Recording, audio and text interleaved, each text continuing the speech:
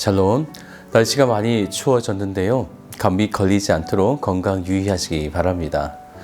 날씨는 춥지만 우리의 영은 말씀으로 더욱 뜨거워질 오늘을 기대하며 함께 보실 말씀은 시편 113편 말씀 되겠습니다.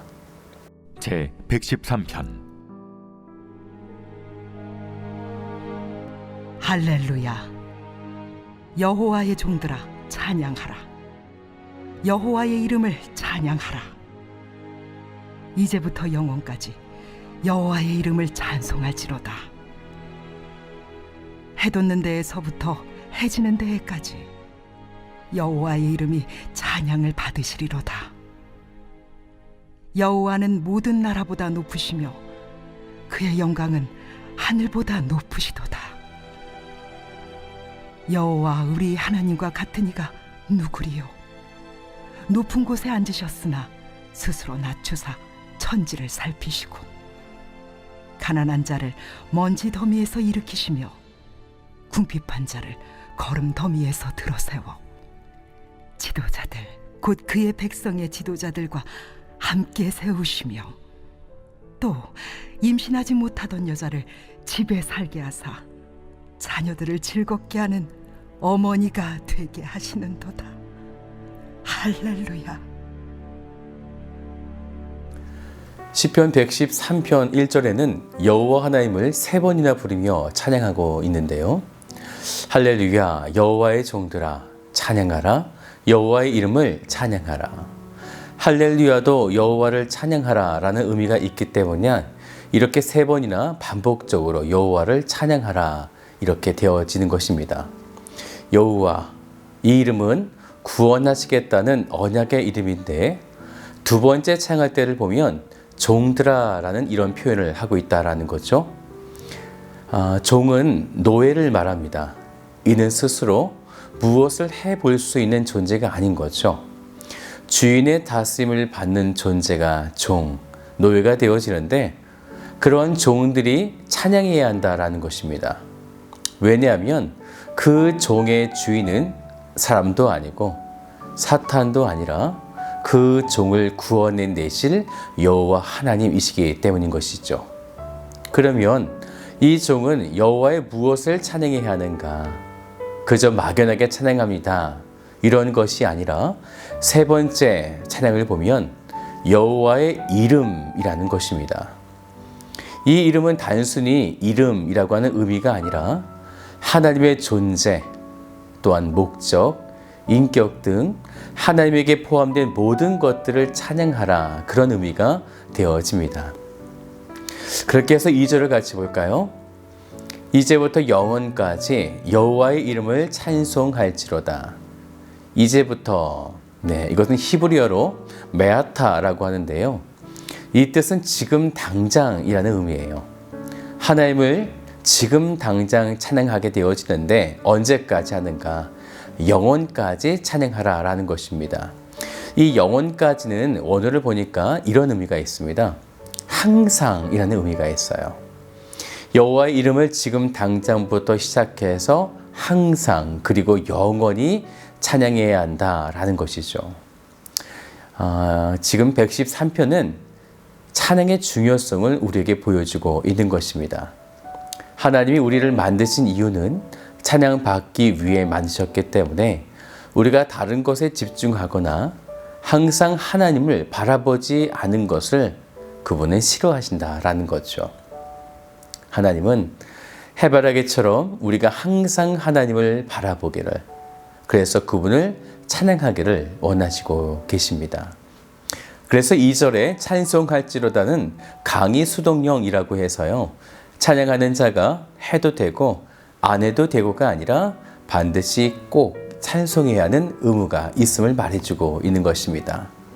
그런데 하나님을 사랑하는 자들은 그렇다고 의무로 하지 않죠. 이것은 그만큼 하나님을 찬송하는 것이 얼마나 중요한지를 말하기 위해서 이렇게 표현하고 있는 것입니다. 하나님은 우리가 자발적으로 하나님을 바라보고 그분에게 집중하고 즐겨하기를 너무나 원하신다. 우리는 이 사실을 잊어서는 안 됩니다. 그래서 2절과 비슷한 의미로 3절도 보세요. 해 돋는 데에서부터 해 지는 데까지 여호와의 이름이 찬양을 받으시리로다. 하루가 시작되는 그 시점부터 하루가 마감되는 일몰까지 좀 더 확대해 보면 인생이 시작되는 그 처음부터 늙어 죽는 그날까지 지금 당장 시작하여 항상 영원히 찬송하는 것. 이제 그 하나님을 찬송할 때에 하나님의 무엇을 반복적으로 사용하고 있는지를 우리가 봐야 하는데요. 4절을 보세요. 여호와는 모든 나라보다 높으시며 그의 영광은 하늘보다 높으시도다. 또 5절도 보면요. 높은 곳에 앉으셨으나 하나님의 높으심을 지금 바라보고 찬양하고 있습니다.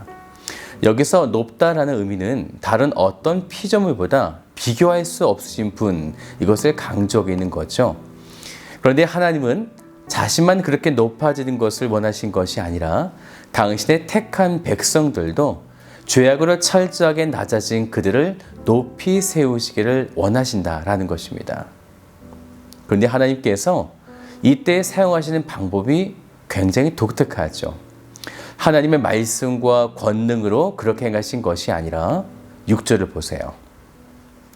스스로 낮추사 천지를 살피시고 라는 것입니다. 스스로 높고 위대하신 분이신데 그 하나님이 스스로 낮추셨다라는 것입니다. 그래서 구약에는 성막이라고 하는 작은 천막 같은 곳에 들어오셨고 심지어 하나님과 동등되시는 예수 그리스도는 더 작은 인간의 몸 안으로 이렇게 스스로 낮아지셔서 들어오셨다라는 거죠. 하나님은 그 상태에서 천지를 살피셨다라는 거예요. 그러면 이것이 우리에게 어떤 유익을 가져다 주느냐? 한 나라를 정복하고 세울 때 왕을 도와 함께 나라를 세운 개국 공신들이 있죠. 왕은 그들을 높이고 또는 세워주고 그들에게 높은 관직들을 하사하게 되어지는데요. 그러면 하나님은요. 하나님께서 택하셔서 높은 자리에 앉으신 하나님이 믿음을 지키며 하나님의 이름을 찬송하는 자들에게 어떤 일들을 행하시는가? 스스로 낮추셔서 천지, 사람들을 살피시는데 7절을 보세요. 가난한 자를 먼지 더미에서 일으키시며 궁핍한 자를 거름 더미에서 들어 세워. 계속해서 8절도 보세요. 지도자들 곧 그의 백성의 지도자들과 함께 세우시며. 어떤 단어들이 지금 눈에 들어오십니까? 하나님이 높으신 것 같이 자신의 백성들도 하나님의 영광 가운데 높이 세우시겠다, 들이우시겠다라는 것입니다. 그때 우리는 일어나게 되어지는 것이고 높이 세움을 받게 되어지는 것입니다. 그런데 어떤 자들을 그렇게 하시는가? 바로 종입니다. 노예들이죠. 그래서 여호와 하나님의 구원함을 받은 하나님의 백성들이 이런 영광스러움을 경험하게 되어지는 것입니다. 그렇게 찬양하는 거죠. 강한 자를 들어 사용하는 것이 아니라 약한 자를, 가난하고 힘이 없는 자를 들어서 하나님의 살계심을 나타내시는 것. 이것이 그분의 종들이 하나님을 향해 찬양해야 하는 이유가 되어집니다. 우리의 신분을 기억하고 오늘 하루 하나님을 더욱더 찬송하시기를 주님의 이름으로 축복합니다.